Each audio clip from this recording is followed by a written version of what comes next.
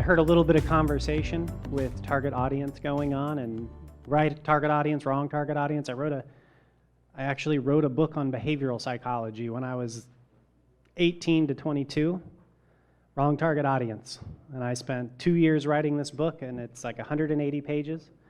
And I even did research to make sure I was going to get the right target audience. And I launched this thing on Amazon, and the red carpet was supposed to roll out. It was supposed to make all this money, and absolutely nothing happened.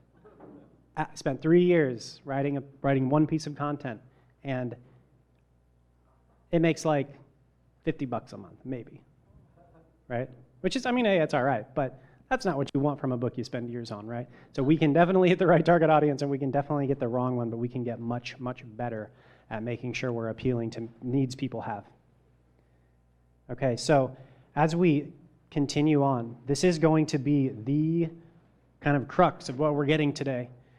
And this is the modern marketing funnel. So we've talked about the 5 things Jesus did. And you're going to see a heavy, heavy overlap as we move into this next section with modern marketing. And this isn't my take. This is modern marketing. Let me see here. Okay. So we're going to be in section 3. You'll see section 3 at the top of the page, questions 1 through 4. Okay. So this is the basic marketing funnel. Now, they can be longer. They can have more rows. They can have more depth. And there's a lot more to be spoken of, but the basic idea is that firstly, a funnel brings people in and puts people out, okay? So people go into the top, just like you pour oil into your car, and people who ultimately align with your target audience and like your desired action stay with you, and they continue whatever it is we've called them to do. So Jesus, he goes, he puts Peter, Andrew, James, and John into the top of the funnel. He meets a need, and then he says, now come and follow me. And that's down here. And they either follow him or they don't. Okay, so this is the marketing funnel. Now, the marketing funnel is intended to also get rid of people. If I sell digital marketing services, I don't want 9-year-olds clicking on my ads, right? Because then I'm just going to pay a bunch of money and get no results. I don't want 9-year-olds walking around on my website and filling things out and creating clutter. That doesn't help me. That makes my system less efficient. And so in the top, I want to clarify who I'm talking to. I want to have a specific message. And at the bottom, I want to say, okay, you told me this message resonates with you, so come on with me. This is what the funnel does. The funnel, well, here, we'll just keep going here. Okay, so the modern marketing funnel is used to visualize the marketing process. Okay, so one of the issues, one of the issues that is very common with people who are not professional marketers, this was the case with me as well at one point. We've got Facebook marketing, we've got outreach, we've got ministries, which do marketing, we have social media, YouTube, Instagram, email lists, we've got inbound marketing, outbound marketing, lead generation marketing, and it's like, what is happening? What am I supposed to do? I have no idea. And so the funnel helps us to organize where each type of marketing falls and what the goal of that is. Okay, so the marketing funnel acts as a framework for all of the types of marketing and orchestrates all of those types of marketing to get your desired action. Now, we have a staff marketer. I have been a staff marketer. I think Shaiju generally, again, would be considered staff marketer. Maybe Pastor Andrew's filling in on that.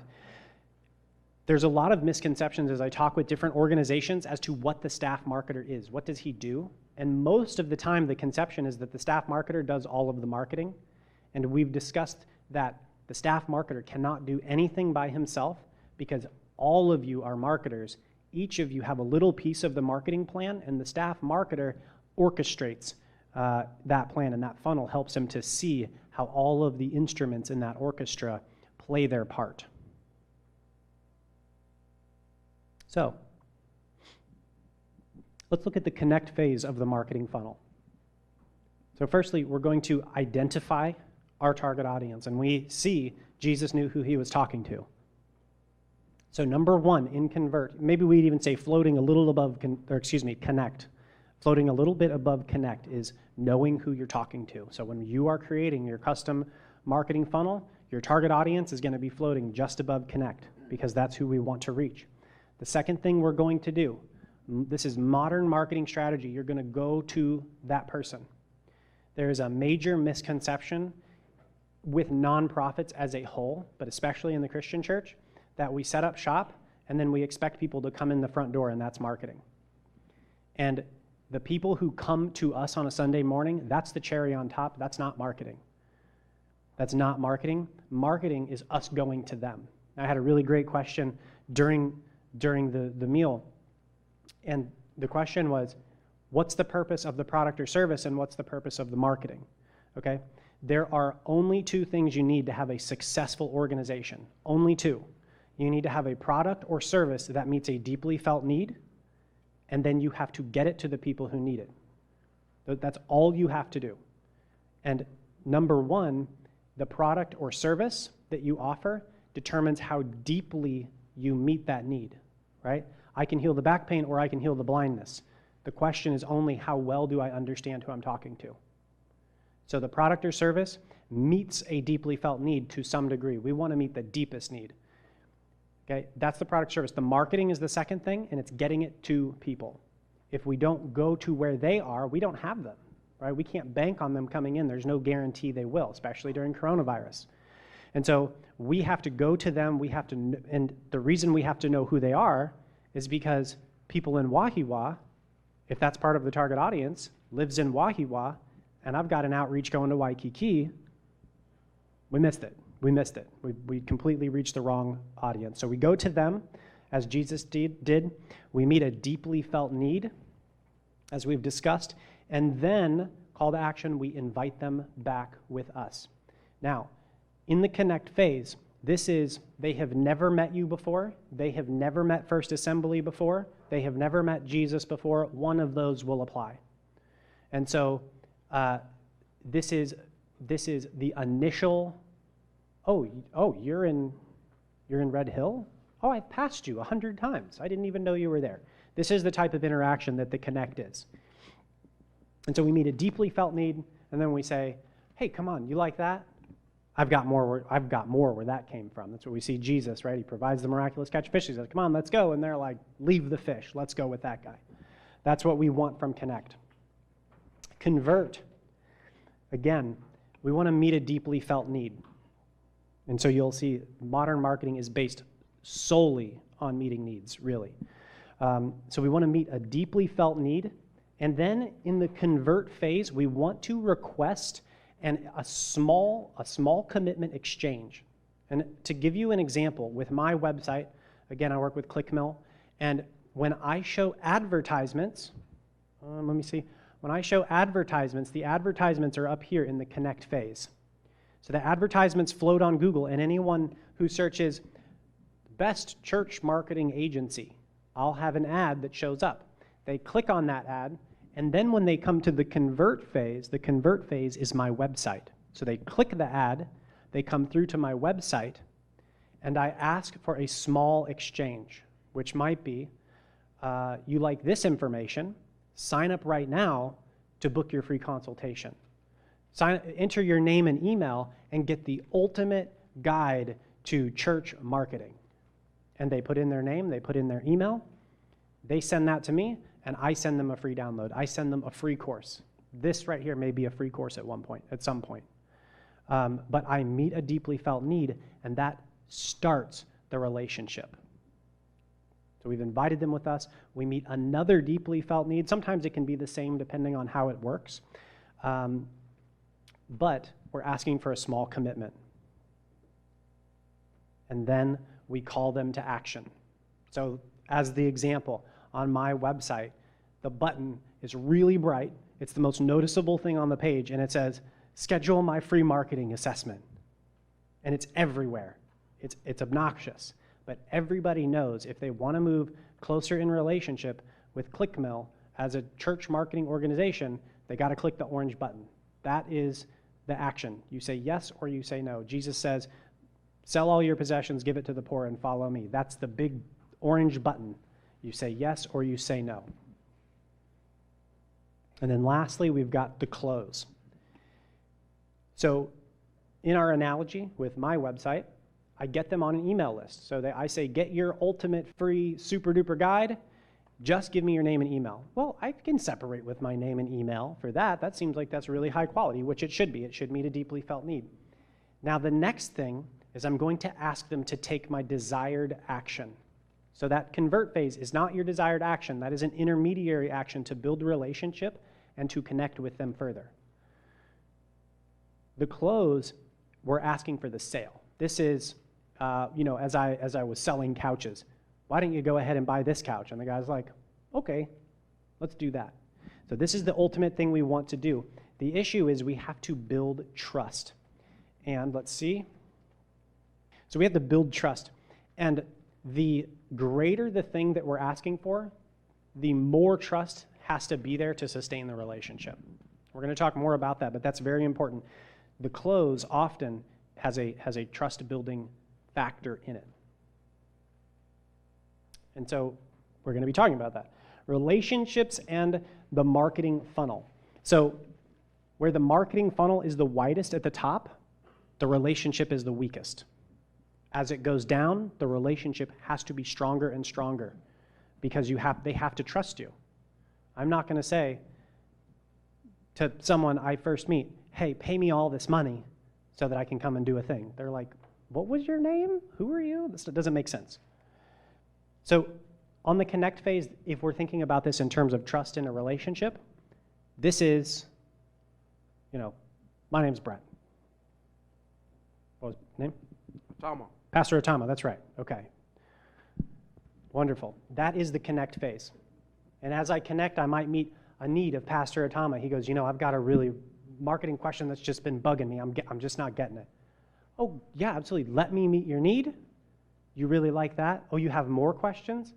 Why don't you come check out my website? I've got a whole guide you're going to love. Okay? So that's connect. Convert is the exchange of information. Let me see here. Let's go over here. Remind me your name, sir?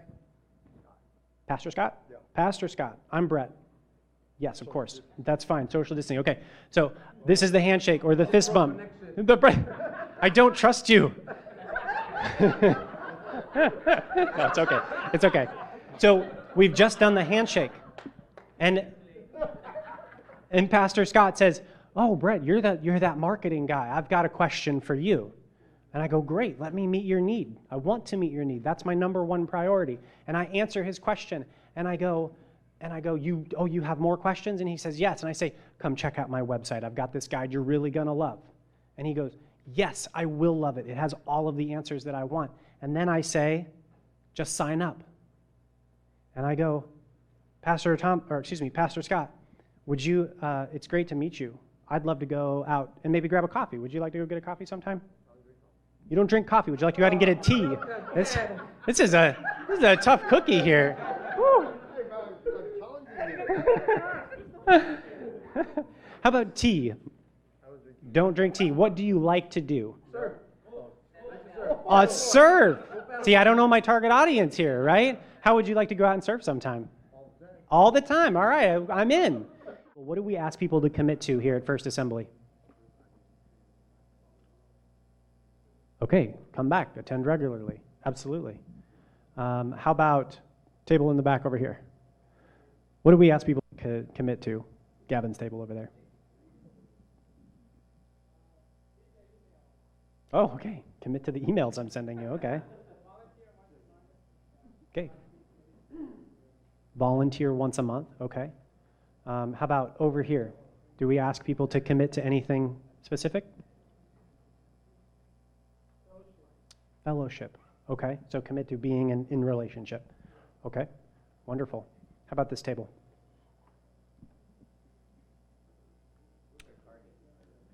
Your choice. Target audience, we're skipping on this one. Great. Seek God, consecration, faithfulness. So we do ask them to commit to things. Which of these requires the most the most trust? So of the things that you have written down, what do you require? What do you believe requires the most trust in the relationship between you when you ask for it? So as an example, on my website, I ask two things. There's two calls to action, two big flashing orange buttons. One says, download the guide, give your name and email. The other says, sign up for your free marketing assessment.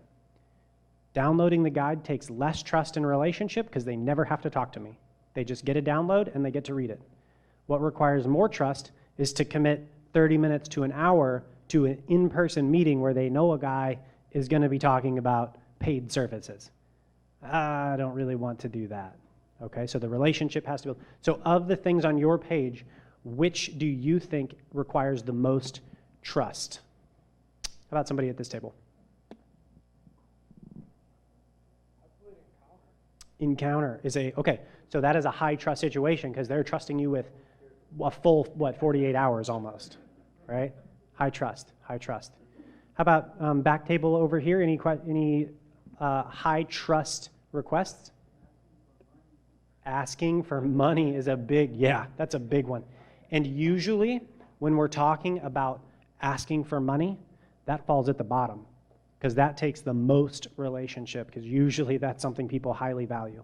So there has to be a powerful relationship to support that type of trust. Great. That's also why it's most difficult to get people to give online because usually they're just seeing it the first time and they don't come back. And so what that means is when we get, we don't have a marketing funnel up there. Where did my marketing funnel go? Yes, okay. Either way. So when we get people into the website, if it's their first time, they're not going to give us anything. They're not going to give unless they're already a Christian and they're committed to Christ. And they'll give because Christ met a need. We haven't met a need. That's the only reason why someone on the internet gives if they don't know us. If they don't know us, they have to connect. We have to shake hands digitally. We have to go through a relationship building process and convert them online. And then we have to be pouring into their life online, sending them powerful emails and information that helps them in their relationship with Christ, much of which you already have. You have tons of sermons online. All you got to do is send that to them and say, hey, we were thinking about you. We really think this is going to help your life, and don't ask for anything. Yes? Wonderful. So the question is, someone comes into the church for the first time, and we ask for offering. Should we do it later in the service because it gives us more time to build that relationship? In theory, I would say yes. The question is, can you build a relationship deep enough that you will get them to give on your first time at all?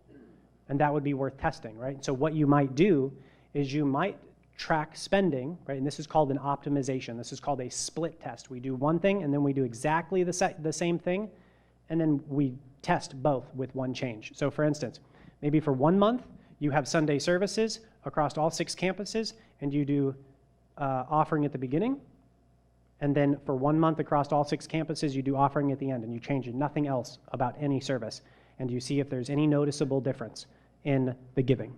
That's how you would make that decision. Does that answer your question? Okay, great. So yeah, that's how you would do that, and that's what we do with advertising. That's what I do with pages on websites. How do I get people to sign up? I make 2 web pages. They're exactly identical, and the button color is different. Which one gets their attention more?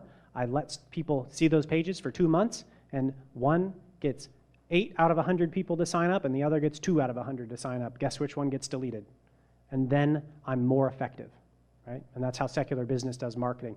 Everything is a scientific test to see what's effective and what's not. We're not guessing. It's based on feedback. We'll talk more about that later.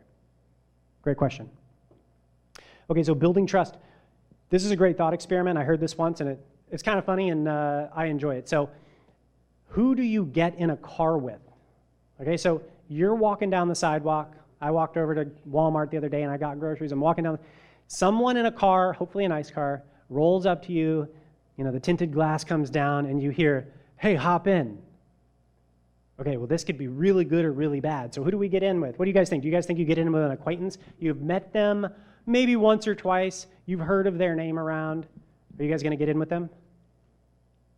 No? No? Okay. I said probably not, and it'd feel kind of creepy. It'd feel kind of creepy. I don't know. How about a complete stranger? No. And call 911 while you're running away, right? They roll up. They're like, get in. No. Family. You guys going to get in with family? Let me tell you what. We're going to talk maybe more about this later too, but I'm not particularly close with my family. And this is my family. And if this is my family and you ask me to take an action, good chance I'll get in, if you're my family, right? Yes, I'm going to get in with my family. That guy you've always known, you've known him since you were like 7, since you were in high school, and you only hear from him when he needs something. You know what I'm talking about? Okay, everybody's nodding their heads, yes. We know a guy like that. When he rolls up and he's like, oh, hey, Brett, hop in. You're like, I don't know. I feel like the last time I heard from you, you wanted me to help reorganize your garage. It's like, did you need something? It's like, yeah, I'm moving. No, I'm not getting in. Huh. I just found out. I think my wife's having a baby. I gotta go. I got an excuse. Good friends. Yes, you're going to get in a car with a good friend. And this is what I want you to consider. You, as a marketer, you are driving the car. You are the one rolling up to them, and you're saying, do this.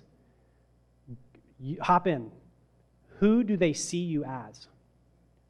That is critically important. Because if you, let's see, if we're asking strangers who have never been in this church before, they walk in, they hit the connect, and we're asking them for 30 pieces of information, you're a stranger, and you're walking up to them, and you're saying, hey, give me all your personal information. And it's, no thank you. No, and I'm probably not going to come back because I'm really creeped out. First-time guests, right? What do they think of us? Who do they think we are when we drive up and we ask them to do something? People just finishing Encounter. I think that's a really, really impactful time. Really great things have happened. It's also a very vulnerable time, especially for people who just came to Christ. So they've made a big commitment. What are we doing with that? Are we treating it like family, someone we deeply care about? Or do we just turn around and say, great, we're laying some concrete, you should join us. You know, we've got something for you to do. That can be a confusing thing because I thought you guys just cared about me for who I am. And as soon as I really reveal myself to you and commit, the first thing you do is ask something. I don't know. There's a question there.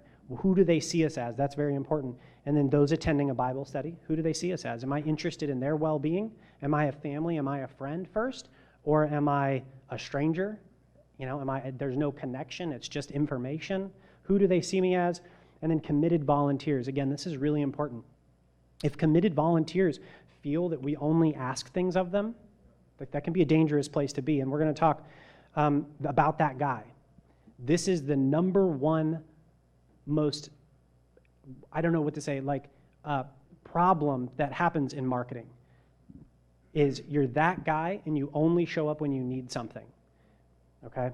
And in the early days of marketing, we would have websites going up. People would say, sign up right now, and then click submit for your download. And people will go, yeah, oh, I'd love to. As much information as you want. This is going to be great. And you know what we got when we signed up for those? A bunch of junk. We got a bunch of junk. And I have done this on email lists to people. And I had an email list of 3,000 people with Clickmill when I first started getting started. And I would email people, and they would run away. They would report it as spam, and they would unsubscribe. And it baffled me. Why do people not want to be around me? Oh, maybe because every time I talk to them, I'm just asking for things. I'm not investing in them. They don't think I care about them. I'm just sort of using offers and things to get them to do what I want. And that's, so with that, as the internet has progressed, as industry has progressed, people have lost trust in anyone offering to meet a need. Because why are you meeting that? What's your real agenda? So successful marketers, 100% agenda is to meet needs and care about people. They put the goal in place. At some point, the desired action, that call to action comes up, but it is not the focus once it's worked into the plan. The focus is helping people. Just like we did with the Easter drive-in service. You helped people, and it was hugely successful, at least to my understanding. That was the main goal. So if you only show up when you need something, you are guaranteed to have your audience check out. It's just a matter of how much time. Just a matter of how much time. Skilled marketers give. And that's all they focus on. They put the call to action into the plan, and then they just focus on meeting deeply felt needs. And that's great, because that means, at least how we usually think about marketing, you don't have to do marketing. You just get to help people, which is what you're in ministry for. So, skilled marketers give, unskilled marketers make requests. We don't want to be that guy who drives up and just makes requests. So we talked about email list. Another example here. Last week, I was speaking with a Nigerian princess who came through my marketing funnel with Clickmill, a new client, praise God. And so firstly, her ministry, she goes to Nigeria and she teaches children about AIDS, because it's still a huge epidemic and they don't have the education to know how that happens. So she educates them there. She also helps teach them how to grow food so they are not enticed by trafficking traders, slave traders, getting them children into trading. They say, we'll give you food, come on in. The lead magnet, a really evil one. And also local warlords. They will recruit child soldiers and promise food. And so this is her ministry. And she told me, she said, I do all this marketing to raise money. And I said, well, what are you doing? It sounds like you're really putting in a lot of effort, and it doesn't sound like you're getting a lot of results. She says, I'm always in these Facebook groups, these nonprofit Facebook groups, and it's just a really simple request. If each of you could just give $1, these kids in Nigeria would not be in trafficking. They would not have AIDS and all of these things. And I told her, I said, I'll bet you got kicked out of that group, didn't you? And she said, all of them. Like, how did you know? I get kicked out of all of them. Because you're making a request. And to people who see that request, a request is spam. When people make requests of you, when you signed up for an email list and they send you an email asking you for something, what do? You delete it. You mark it as spam. You unsubscribe. And that's a lot of times what churches can do is we make requests, and unskilled marketers make requests. Skilled marketers make a plan to have a call to action, and then they 100% focus on meeting needs, and they only ask when that need has been fully met. So when do we make requests?